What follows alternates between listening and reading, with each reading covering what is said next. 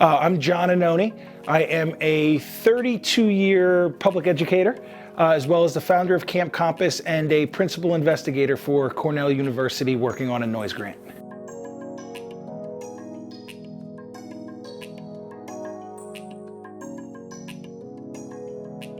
When I first started teaching, I had a love for kids, right? I had a love for education, but I really didn't think that the books were cutting it. And I started to reflect on what helped me as a kid, and it was the outdoors. So I built Camp Compass because of the lack of opportunity in my community, right? There's enough basketball programs, there's enough baseball programs, not everybody's an athlete, right? And for me, I wanted to give students a place that they could call home.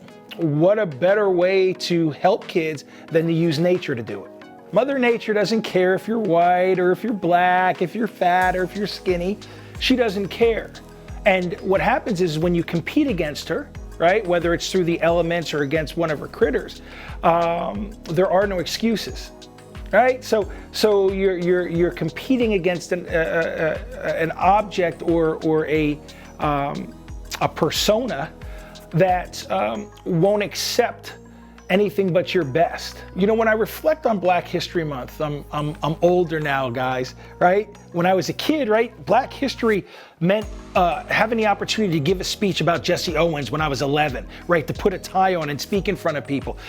Julius Erving, Reggie Jackson, these were all heroes, right? That was my Black history. You know, as I got older, went to college, you know, you start to become a little more reading aggressive, right? So got to read about Dr. King and Malcolm X, and you start to formulate different opinions. And now as I get older, right, I look and say, boy, Black history is the future.